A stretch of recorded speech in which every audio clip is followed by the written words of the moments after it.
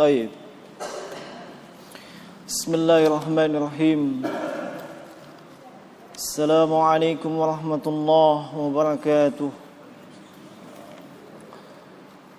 إن الحمد لله نحمده ونستعينه ونستغفره ونعوذ بالله من شرور أنفسنا وسيئات أعمالنا. من يهده الله فلا مضل له ومن يضلله فلا هادي له. أشهد أن لا إله إلا الله وحده لا شريك له الملك الحق المبين.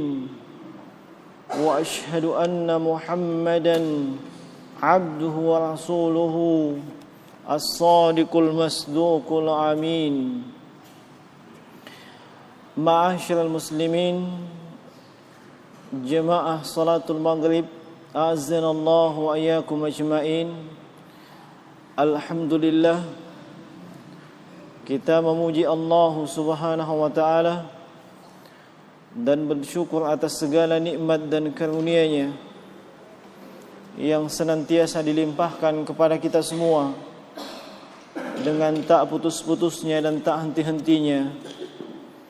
Dialah Allah Subhanahu wa taala, zat pemberi nikmat, dan seluruh nikmat datang dari sisinya. Wa ma bikum min ni'matin faminallah.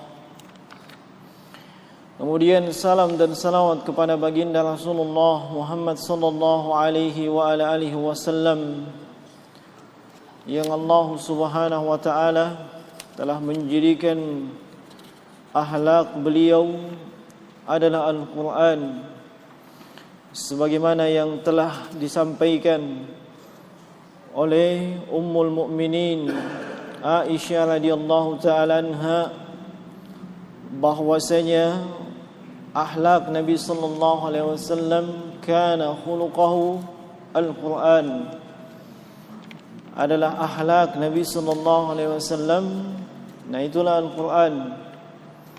Maksudnya apa-apa yang diperintahkan di dalam Al-Quran, pastilah Nabi SAW menjalankannya, melakukannya dan mengerjakannya. Dan apa-apa yang telah dilarang di dalam Al-Quran, Nabi SAW itu sangat jauh dari hal tersebut. Jemaah sekalian, melanjutkan pembahasan kita dalam tafsir Juz Amma. Dan pertemuan yang lalu kita sudah masuk di surah yang ke-89, yakni suratul Fajr. Naam, yang berisi 30 ayat. Dan di pertemuan yang lalu juga telah kita sebutkan bahwasanya Allah Subhanahu wa taala bersumpah di awal surah dengan 5 hal. Dan kemudian kita juga sudah mengingatkan bahwa di antara sumpah Allah Subhanahu wa taala ini, atau di antara 5 hal yang dijadikan sumpah di ayat yang kedua, itu Allah bersumpah dengan walayalin ashar, dengan kalimat atau kata yang tidak menggunakan alif lam, atau dalam bahasa Arab disebut dengan nakirah, tidak ada alif lamnya. Sementara yang lainnya, wal fajr pakai alif lam, walayalin ashar enggak, wasyafa alif lam, wal watr alif lam, wal laili alif lam juga. Imam Al-Qurtubi, sebagaimana kita ingatkan di kesempatan yang lalu, menjelaskan hal itu menunjukkan keutamaan walayalin ashar, malam yang 10. Keutamaannya tidak sama dengan keutamaan atau kemuliaan semua yang dijadikan objek sumpah oleh Allah Subhanahu wa taala, baik itu wal fajr, kemudian wasyaf'i wal watr, maupun wal lail. Makanya kata beliau, itu disebutkan dalam bentuk nakirah, tidak menggunakan alif lam. menunjukkan keutamaannya melebihi semua yang dijadikan objek sumpah oleh Allah Subhanahu wa taala. Nah, dan kita akan lihat apa keutamaan walayalin asyar sampai disebutkan demikian. Nah, walayalin asyar dan malam yang 10.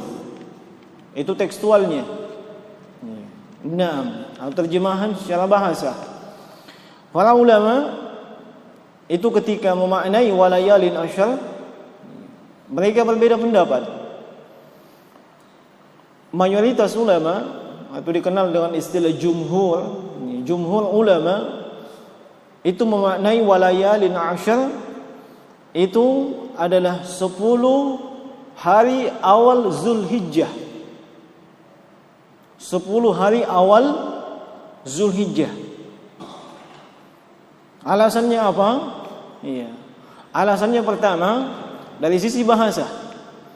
Dari sisi bahasa, kadang dalam bahasa Arab disebutkan hari, disebutkan siang, atau disebutkan malam.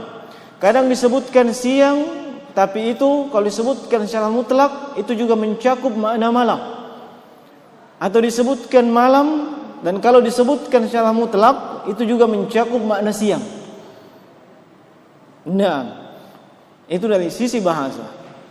Dari sisi dalil, ya, mereka menyebutkan bahwasanya di sana ada hadis yang mendukung hal tersebut, yaitu sabda Nabi sallallahu alaihi wasallam sebagaimana diriwayatkan oleh Imam Al-Bukhari dalam sahihnya, "Ma min ayyam al-amalu shalih fihinna ahabba ila Allah min hadhihi al-ayyam." Atau kama qala, tidak ada hari-hari yang hari-hari tersebut, amalan soleh pada hari-hari tersebut sangat Allah Subhanahu wa taala cintai. Nah, sangat Allah Subhanahu wa taala cintai. Iya, min hadhil ayyamul ashar, dari 10 hari di awal itu. Itu 10 hari awal Zulhijjah. Maknanya apa jemaah sekalian? Semua amalan soleh yang dilakukan oleh seorang muslim atau muslimah di awal-awal Zulhijjah, mulai tanggal 1 sampai 10 Zulhijjah, itu adalah amalan yang paling Allah Subhanahu wa taala cintai. Lalu kata para sahabat, mereka bertanya kepada Nabi, qalu walal jihadu fi sabilillah. Iya. Apakah kecintaan Allah akan amalan tersebut di 10 hari awal Zulhijjah itu tidak bisa menyamai dengan jihad di jalan Allah? Maka kata Nabi sallallahu alaihi wasallam, walal jihadu fi sabilillah. Jihad juga tidak bisa menyamainya. Illa rajulun kharaja, kecuali seseorang yang keluar pergi berjihad, membawa hartanya, membawa dirinya, dan tidak ada yang kembali sedikit pun. Hartanya habis di medan jihad, nyawanya juga melayang. Ini yang baru bisa mencapai keutamaan amalan di awal Zulhijjah. Kalau cuma jihad, memperjuangkan agama Allah dengan membawa diri dan harta, tapi dia pulang dengan membawa kemenangan, atau dia mendapatkan harta rampasan perang tidak dalam keadaan syahid, itu belum bisa mencapai. Sekali lagi ini menunjukkan keutamaan yang luar biasa terhadap amalan soleh yang dilakukan di awal-awal Zulhijjah. Makanya jumhur ulama itu menyebutkan walayalin asyar, meski disebutkan layal dari kata laila, malam, tapi itu juga mencakup makna siang. Itu mayoritas ulama, jumhur ulama. Nah, kemudian di antara para ulama memaknai walayalin asyar maksudnya 10 akhir Ramadan. 10 akhir Ramadan. Alasannya pertama dari sisi bahasa. Dari sisi bahasa, layal, laila, malam. Tekstualnya malam. Nah, iya, tidak dibawa kepada makna siang.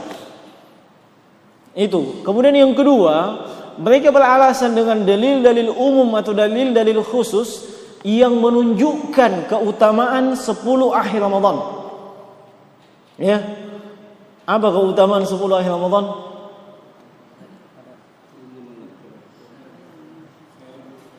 Di sana ada Lailatun khairun min alfi syahr. Ada satu malam yang malam itu nilainya jauh lebih baik dibandingkan 1000 bulan. Dan itu hanya ada di 10 akhir Ramadan, tidak ada pada malam yang lain. Dan hanya ada di bulan Ramadan, tidak ada pada bulan yang lain. Nah, dan di sini Syekh Muhammad ibn Shalih Al-Utsaimin rahimahullahu taala dalam tafsir beliau condong menguatkan bahwasanya itu adalah 10 akhir Ramadan. Beliau Nah, beliau kembali kepada makna walayalin, layalin lailah, malam. Nah, tapi kita tidak perlu persoalkan, ya, sebab para ulama berpendapat demikian tentu punya sisi-sisi pendalilan. Nah, hanya saja ini menunjukkan bahwa kadang para ulama tidak selamanya sepakat dengan pendapat jumhur, tidak selamanya sepakat dengan pendapat mayoritas para ulama. Nah, dua hal ini yang mereka memaknai makna walayalin asyar dan malam yang ke-10. Dan di antara para ulama ada yang mengkompromikan. Bagaimana bentuk komprominya? Begini. Kalau berbicara tentang hari yang paling utama, maka tidak ada yang bisa mengalahkan siangnya 10 awal Zulhijjah. Kalau bicara masalah siang, ya, tidak ada yang bisa mengalahkan itu. Siang hari di awal-awal 10 Zulhijjah, mulai 1 sampai 10 Zulhijjah, itu yang paling utama. Tidak bisa mengalahkan dia siang hari di bulan Ramadan, tidak bisa. Dan kalau berbicara tentang malam yang paling utama, itu malam 10 akhir Ramadan. Malam awal Zulhijjah tidak bisa menyamai 10 akhir Ramadan malamnya. Dan ini bentuk kompromi yang disebutkan oleh sejumlah para ulama. Di antaranya oleh Syekh Abdul Aziz bin Abdullah bin Baz rahimahullahu taala dalam salah satu fatwa beliau ketika beliau ditanya, yang mana yang paling utama? 10 awal Zulhijjah atau 10 akhir Ramadan? Beliau mengkompromikan itu. Nah, kalau bicara masalah siang, tentu 10 awal Zulhijjah lebih utama. Bicara malam Ramadan lebih utama. Nah, baik. Nah, dari sini menunjukkan bahwasanya walayalin asyar punya keutamaan yang tidak dimiliki oleh objek sumpah yang Allah jadikan objek sumpah, baik itu wal fajr, kemudian wasyafi wal watar, wal laili idza yasar. Tidak. Makanya ini disebutkan dalam bentuk nakirah, tidak menggunakan alif lam. Sebab keutamaannya melebihi keutamaan objek sumpah yang Allah jadikan sumpah di awal-awal surah. Nah, jemaah sekalian, rahimani wa rahimakumullah. Kemudian wasyaf'i wal watar. Nah, ma makna syafa'? Syafa' tekstualnya itu bermakna genap. Ya, bermakna genap. Kemudian al-witr atau di sini bacaannya adalah al-watr. Bisa dibaca dengan al-witr.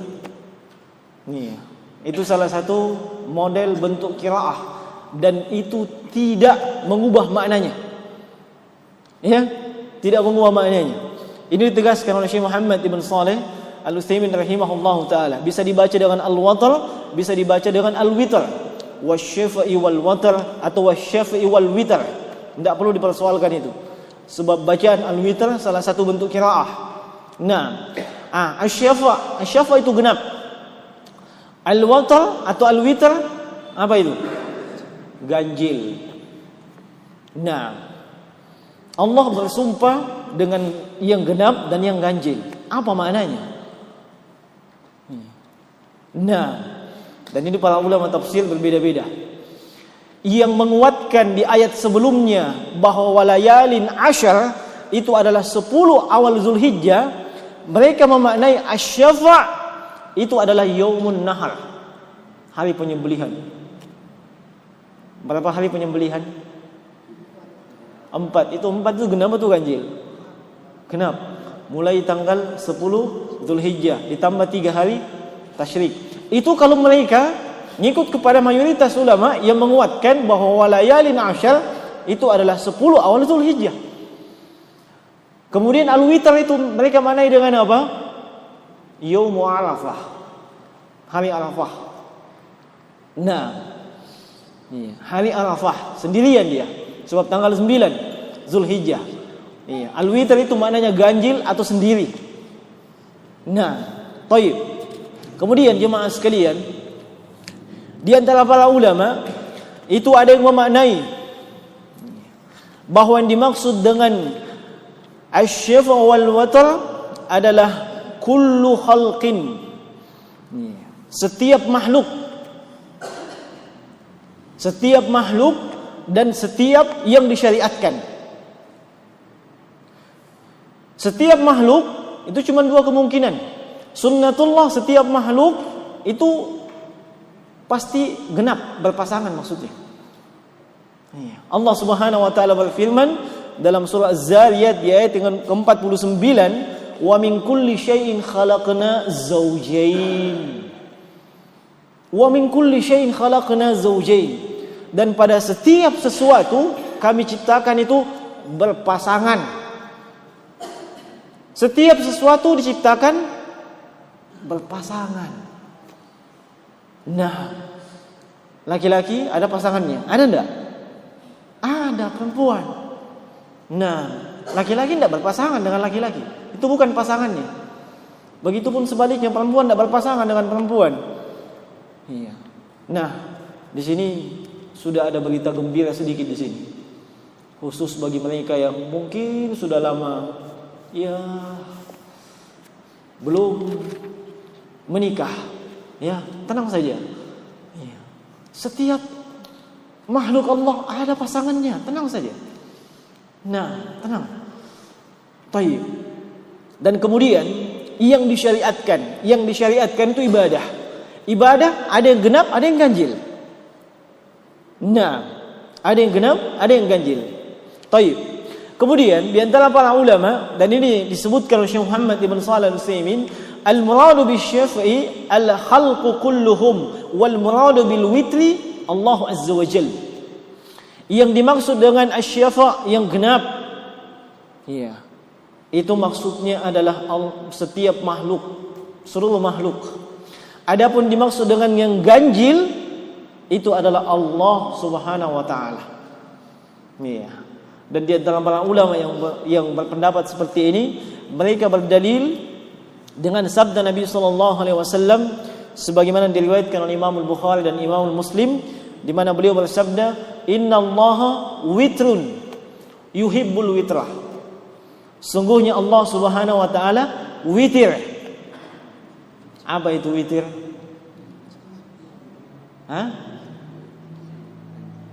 Apa itu witir? Ganjil. Sungguhnya Allah witir. Allah memang ganjil. Berapa ganjil yang pertama? 1. Nah, Allah itu witir, Allah itu ganjil, Allah itu 1. Dan mencintai yang witir, mencintai yang ganjil. Mencintai yang ganjil dilihat dari sisi bahasa, dan mencintai secara khusus maknanya salat witir. Nah, sebab di antara seluruh ibadah sunat, maksudnya seluruh salat sunat, apakah itu yang hukumnya muakkadah atau ghair muakkadah, apakah itu ya salat sunat yang punya sebab ataupun salat sunat mutlak, apakah itu bentuknya rawatib atau bukan rawatib, seluruh salat sunat yang paling utama dan paling afdal itu adalah salat sunat malam, salat lail. Itu yang paling utama dari seluruh salat sunat yang ada. Nah, dan dari seluruh salat malam yang paling Allah Subhanahu wa taala cintai itu apa? Witir. Witir.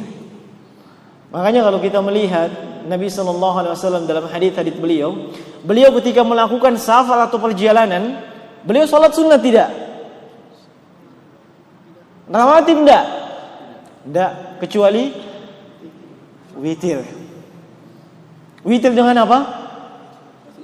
Qobliyah subuh. Itu aja. Kalau beliau sedang musafir. Iya, perhatikan.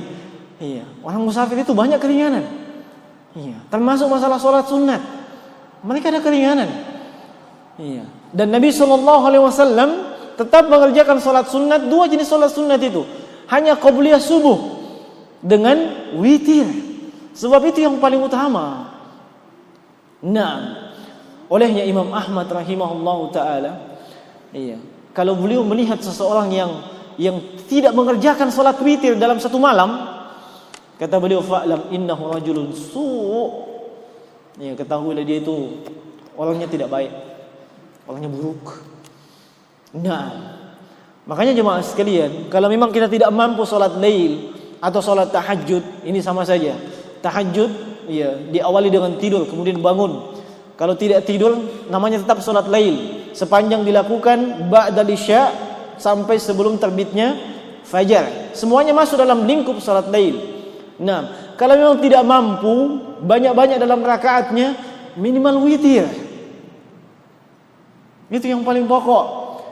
Dan berapa rakaat yang paling minimal witir? 1, tidak ada yang setengah. 1 paling minimal. Nah, bisa 1, bisa 3, bisa 5, bisa 7, sesuai kemampuan. Iya. Yang dinilai, iya, yang berkualitas itu adalah istimrariyahnya, kontinunya, dawamnya, bukan jumlahnya. Kalau Anda mampu setiap malam 1 rakaat, tapi kontinu, tidak pernah putus dalam setiap malam, itu lebih bagus dibandingkan 1 malam kadang 7. Kalau semangat lagi awal-awal bulan 9 awal bulan. Iya. Nah, kalau pertengahan bulan sampai akhir bulan, kepala sudah kadang pusing-pusing, wah, tinggal 1. Ini tidak kontinu namanya. Iya. Nah, tidak dawam. Iya. Padahal amalan yang paling Allah cintai bukan banyaknya amalan tersebut, tapi kontinunya kita mengerjakannya, meskipun sedikit. Iya. Nabi SAW bersabda, ahabbu ahmali Allah adwamuha wa in qallah. Amalan yang paling Allah cintai, amalan yang kontinu, terus menerus dikerjakan meskipun jumlahnya sedikit. Nah, taib. Ini makna-makna, ya, asy-syafa' wal watar. Ya. Nah, taib. Kemudian kata Syekh Utsaimin rahimahullahu taala, seluruh makna yang disebutkan oleh para ulama tafsir, iya, kalau dilihat dari sisi ayat, iya, semuanya memang mengandung makna tersebut. Sehingga kalau memang ayatnya menunjukkan demikian, iya, maka tidak perlu kita persoalkan mana yang lebih rajih, mana yang marjuh, tidak. Sebab makna ayat memang mengandung makna demikian. Nah, dan beliau menyebutkan salah satu kaidah dalam ilmu tafsir. Kata beliau, annal ayata idza kanat tahtamilu ma'nayaini wa ahaduhuma la yunafil akhar fahiya mahmulatun 'alal ma'nayaini jami'a. Di antara kaidah dalam masalah tafsir, kalau satu ayat kandungannya, tafsirannya, maknanya, iya, itu ada 2, dan itu salah satu di antara penafsiran atau makna tersebut tidak saling menafikan, iya, tidak kontradiksi, maka mahmulatun 'alal ma'nayaini jami'a. Iya. Seluruh penafsiran tersebut itu bisa diterima. Nah, baik. Kemudian Allah Subhanahu wa taala berfirman, wal laili idza yasar. Apa itu lail? Malam sudah tadi. Dan demi waktu malam, idza, jika, tatkala, apabila, yasar, ketika dia berlalu, berjalan. Nah, dan malam diumpamakan dan disebutkan dengan kalimat yasar sebab seolah-olah malam itu berjalan. Coba kita lihat. Malam dimulai dengan waktu apa? Maghrib. Terus berjalan sampai gelap. Ya kan? Sampai masuk nisful lail, pertengahan malam. Sampai masuk sulusul lail, sepertiga malam yang akhir. Sampai berakhir dengan terbitnya fajar. Ya. Makanya disebut dia seolah-olah berjalan. Nah, tinggal kita lihat kenapa Allah Subhanahu wa taala menjadikan malam wal laili idza yasar bersumpah dengan hal tersebut. Nah, kata Syekh Muhammad Ibn Shalih Al-Utsaimin rahimahullahu taala bahwasanya Allah Subhanahu wa taala bersumpah dengan malam ketika dia berjalan, ketika dia beredar dan berputar, sebab di waktu malam ada ibadah-ibadah yang sangat agung yang tidak kita temukan, tidak kita jumpai di waktu siang. Mulai dari ibadah yang wajib sampai ibadah yang sunnat. Ibadah tersebut tidak akan kita temukan di waktu siang. Nah, kalau ibadah wajib dimaklumi, salat maghrib, salat isya, kan begitu. Ibadah sunnat tadi sudah diisyaratkan, salat malam. Iya. Itu hanya ada di waktu malam. Dan kemudian jemaah sekalian, di antara waktu malam tersebut ada waktu yang sangat-sangat utama. Waktu mustajabahnya doa, waktu Allah Subhanahu wa taala turun ke langit dunia. Kapan itu? Ya, Pak Imam tahu sana. Sepertiga malam yang terakhir. Yang jelas sebelum masuknya waktu subuh. Nah, bahkan itulah disebut dengan waktu asar, waktu sahur. Dan di dalam Al-Quran Allah memuji mereka yang di waktu sahur itu beristighfar. Padahal sebelumnya sholat malam. Dan itu ibadah yang luar biasa. Ibadahnya ditutup waktu sahur dengan apa? Istighfar. Nah, khusus mengenai sepertiga malam terakhir di dalam hadis Abu Hurairah radhiyallahu taala anhu, Rasulullah sallallahu alaihi wasallam menceritakan, in yanzilu rabbuna tabaraka wa taala, Allah turun ke langit dunia hina yabqa, ketika malam tinggal sepertiga. Ketika malam tinggal sepertiga. Dan kemudian Allah Subhanahu wa taala berfirman, man yas'aluni fa'utiyahu. Di waktu tersebut siapa saja yang meminta apa saja yang dia minta, niscaya aku akan berikan. Wa man yastaghfiruni astaghfir lahu. Siapa yang minta ampun, niscaya aku ampuni. Wa man yad'uni fastajib lahu. Siapa yang berdoa, memohon sesuatu, pasti akan dikabulkan. Itu momen mustajabah untuk berdoa. Tapi bersamaan dengan itu jemaah sekalian, betapa banyak di antara kita yang lalai.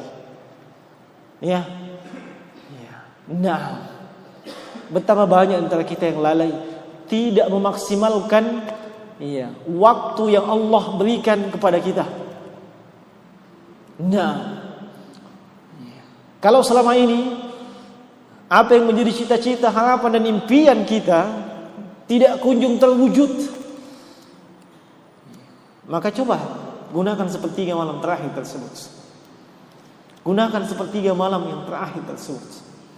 Nah, Allah berjanji dengan 3 hal. Siapa yang meminta sesuatu pasti akan diberi. Siapa yang mohon ampun pasti diampuni. Siapa yang meminta, memohon, berdoa pasti akan dikabulkan. Itu janji Allah Subhanahu wa taala. Dan itu hanya ada di waktu malam, tidak ada di waktu siang. Ini makanya para salafun saleh, baik dari kalangan sahabat, tabi'in dan tabi'ut tabi'in, itu mereka ketika masuk waktu malam mereka demikian gembira. Kenapa? Tidak lama lagi mereka akan menyendiri dan melakukan ibadah kepada Allah Subhanahu wa taala. Dan ketika masuk waktu pagi, mereka bersedih. Kenapa? Habis waktu ibadahnya. Nah, adapun kita, subhanallah, begitu gembira. Waktu malam sia-sia begitu saja. Kadang dipergunakan untuk sesuatu yang tidak mendatangkan manfaat. Nah, tidak mendatangkan manfaat, bahkan yang biasa malah mendatangkan dosa. Malah mendatangkan dosa. Kan begitu biasanya. Makanya jemaah sekalian, melalui momen ini, kesempatan ini saya ingin mengingatkan untuk saya pribadi maupun untuk seluruh jemaah. Nah, hendaknya kita memaksimalkan waktu malam tersebut. Dan kita maksimalkan tentunya dengan ibadah kepada Allah Subhanahu wa taala. Nah, dan kebiasaan Nabi sallallahu alaihi wasallam ketika selesai salat Isya, kalau memang tidak ada kegiatan yang mendatangkan manfaat, beliau tidak suka itu. Wa kana yakrahu al-hadath ba'da al-isya wan naum qablaha. Beliau tidak suka itu terlalu panjang cerita kiri kanan bla bla bla bla setelah salat Isya. Kalau memang tidak ada gunanya. Kalau memang tidak ada manfaatnya. Kenapa demikian? Sebab itu berpotensi membuat seseorang tidak bisa bangun di waktu malam. Membuat seseorang tidak bisa melaksanakan ibadah di waktu yang utama. Dan yang paling parah, kalau membuat seseorang itu kehilangan salat subuh. Itu parahnya. Nah, meskipun seseorang sudah luar biasa dari sisi salat malam, mungkin luar biasa, continue dan seterusnya, tapi jangan lupakan salat subuh itu dengan berjamaah itu jauh lebih utama dibandingkan salat malam semalam suntuk. Makanya Umar bin Khattab radhiyallahu taala anhu ketika melihat salah seorang sahabat tidak datang di waktu subuh, beliau menanyakan kepada ibunya, di mana si fulan itu? Kenapa tidak datang tadi subuh, salat subuh? Ibunya menceritakan, wah itu anak saya itu yatasahhal bil laili hatta fata al-fajr. Dia tadi malam itu begadang salat. Subhanallah. Luar biasa salat malamnya, begadang salat. Dan menjelang subuh tidur. Nah, apa kata Umar bin Khattab? Saya lebih menyukai salat subuh berjamaah dibandingkan salat malam semalam suntuk. Perhatikan, itu pemahaman para sahabat. Kita tidak mengingkari, bahkan kita menyebutkan dan menetapkan keutamaan salat malam. Tapi bagaimanapun dahsyatnya, itu salat sunat. Tidak bisa mengalahkan yang wajib, yang fardu, tidak bisa. Nah, sehingga sekali lagi, kalau memang tidak ada hal-hal yang penting, tidak mendatangkan maslahat, cepat-cepat saya tidur. Kemudian bangun di sepertiga malam terakhir. Subhanallah. Nah, itulah kebiasaannya para salafun salih. Nah, kebiasaan mereka. Kata Imam Syafi'i, "Alaikum biqiyamil lail fa innahu dabus salihin min qablikum." Hendaknya kalian senantiasa melakukan ibadah di waktu malam, sebab itu dabus salihin. Itu kebiasaan orang soleh sejak dahulu. Dan kata Imam Al-Hafidh Ibnu Qayyim Al-Jauziyah, min asbabir rizki, di antara sebab-sebab mudahnya rezeki seseorang, kalau seseorang tersebut terbiasa dengan salat malam. Hanya jangan diniatkan. Saya ingatkan di sini. Kita sebutkan bahwa seorang ulama menyebutkan di antara sebab mudahnya dan lapangnya rezeki kalau terbiasa seseorang salat malam. Tapi yang perlu saya ingatkan, jangan salat malam dengan tujuan itu. Saya mau sholat malam dah. Kenapa? Ya supaya rezekiku lancar. Astagfirullah. Jangan menjadikan ibadah tunggangan untuk mendapatkan dunia. Iya. Niatkan untuk akhirat. Niatkan untuk mendapatkan pahala di sisi Allah. Niscaya keutamaan akhirat dan keutamaan dunia akan ikut. Itu sudah pasti. Tapi kalau diniatkan untuk dunia saja, maka kita tidak akan mendapatkan apa-apa kecuali dunia itu saja. Kecuali dunia itu saja. Itu pun sesuai yang Allah tentukan. Sesuai yang Allah tentukan. Nah, olehnya, iya. Ini juga sekaligus motivasi untuk kita semua, termasuk untuk saya pribadi. Nah, maksimalkan dengan semaksimal mungkin di waktu malam tersebut dengan beribadah kepada Allah Subhanahu wa taala. Baik. Kemudian masih ada waktu? 10 menit. Nah, hal fi dzalika qasamun lidhi hijr? Afwan. Hal fi dzalika qasamun lidhi hijr?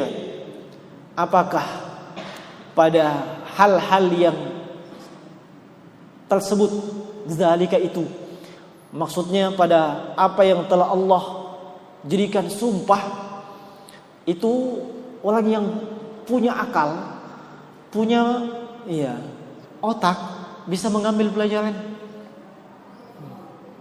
Maksudnya Allah Subhanahu wa taala bersumpah di awal ayat yang dimaknai, yang kita maklumi, setiap yang dijadikan objek sumpah pasti memiliki kemuliaan, pasti memiliki keutamaan.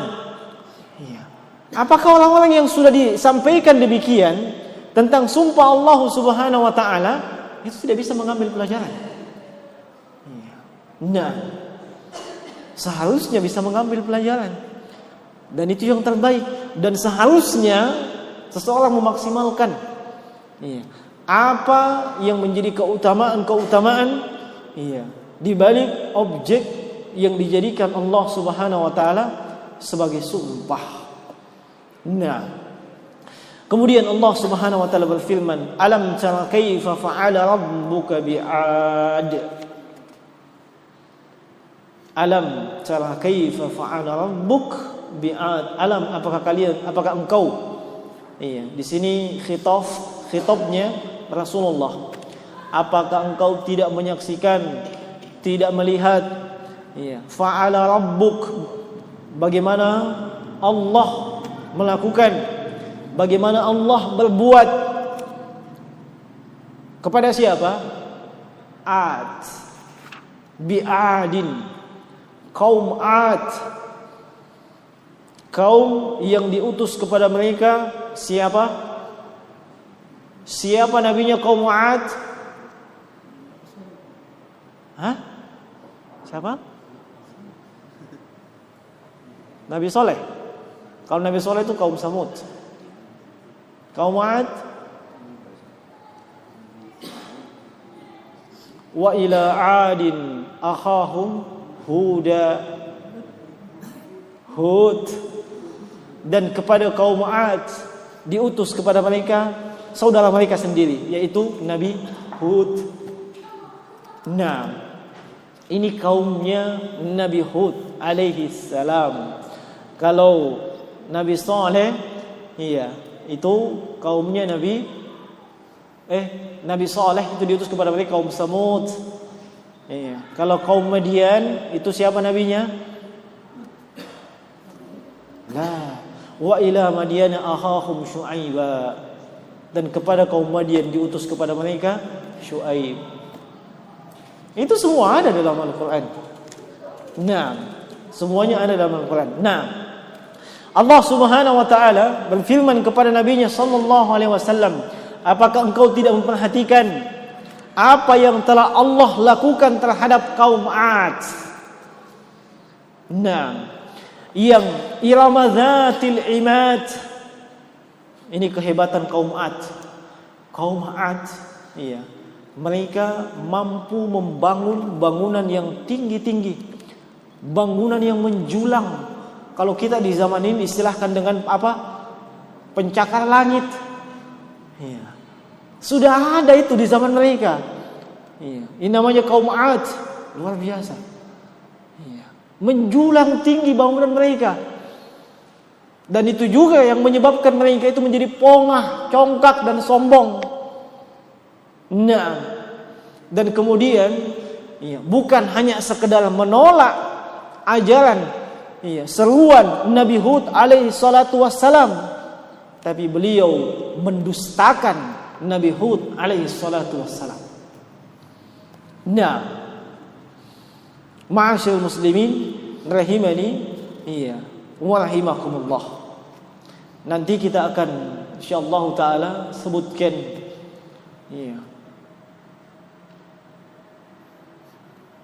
azan itu.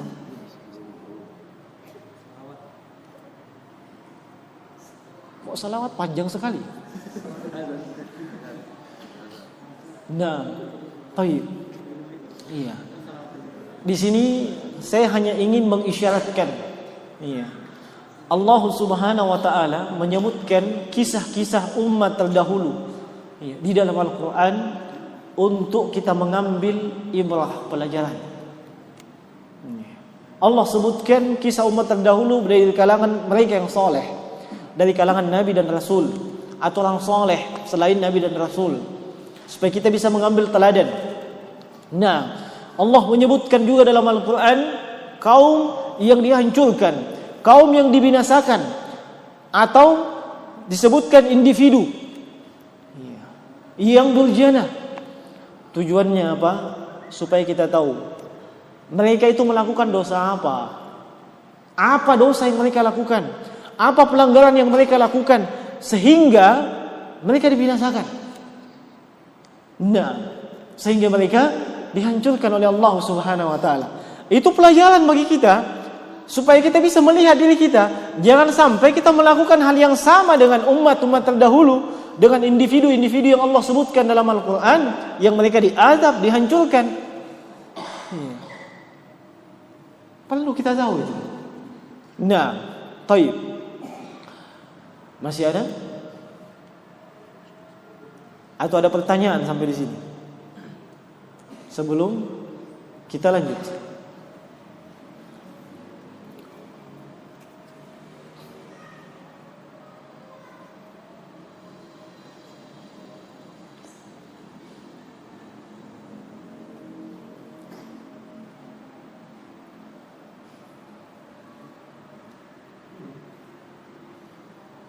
Nah,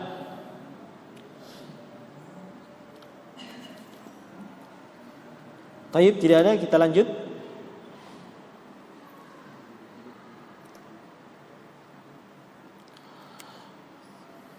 Allah Subhanahu wa taala berfirman, "Alam tara kaifa fa'ala rabbuka bi'ad irama dzatil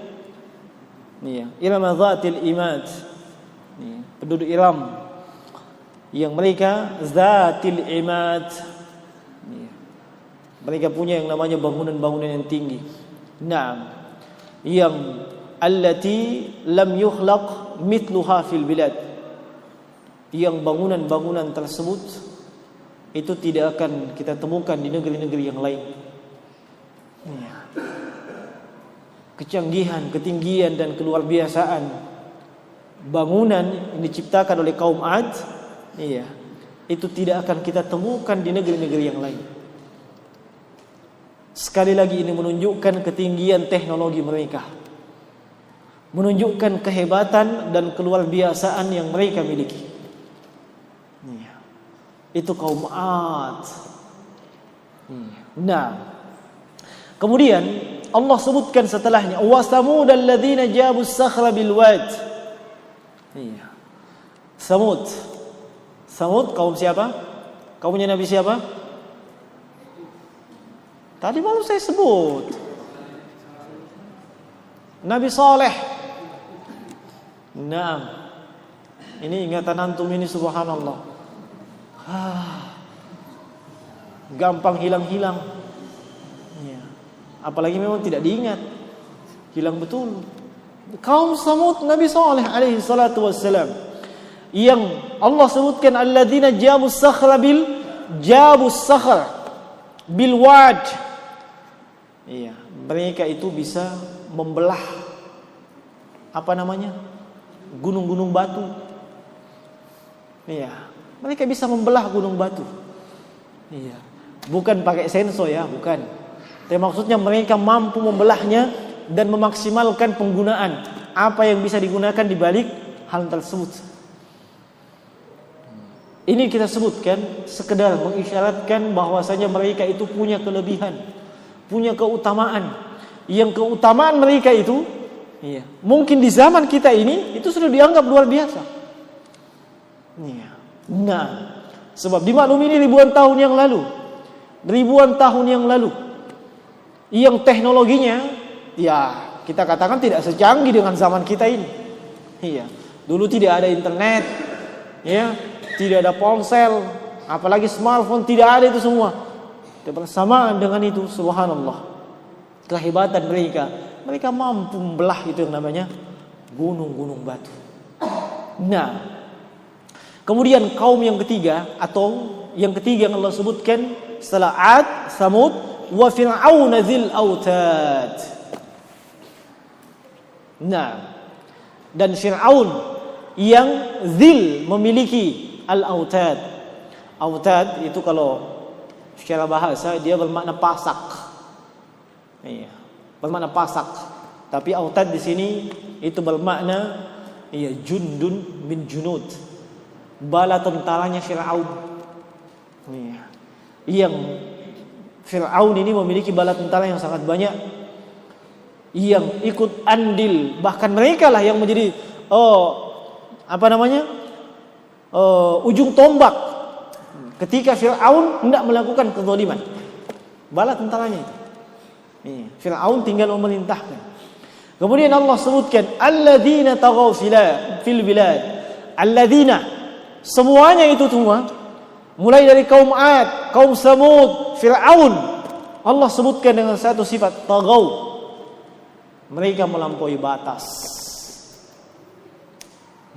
Mereka melampaui batas fil bilad, di negeri-negeri mereka. Nah, apa yang membuat mereka melampaui batas? Kelebihan-kelebihan yang mereka miliki. Kehebatan yang mereka miliki. Dan yang mereka lakukan fa'aksaru fihal fasad. Yang terjadi adalah kerusakan di mana-mana. Semakin banyak kerusakan, terus bertambah kerusakan. Disebabkan oleh tiga kelompok tersebut. Ad, Samud, dan Fir'aun. Nah, baik, kita dibatasi oleh waktu. Nah, insyaallah kita akan lanjutkan di pertemuan yang akan datang. Semoga Allah Subhanahu wa taala senantiasa menambahkan ilmu yang bermanfaat untuk kita, yang dengannya dibangun amalan-amalan soleh kita. Ada amalan soleh tersebut merupakan bekal tatkala kita menghadap kepada Allah Rabbul Izzah wal Jalalah. Dan semoga Allah Subhanahu wa taala memberikan pahala dari setiap amalan-amalan soleh kita. Innahu waliyyu dzalika wal qadiru alaih. Subhanaka wa bihamdik asyhadu an la ilaha illa anta astaghfiruka wa atubu ilaik.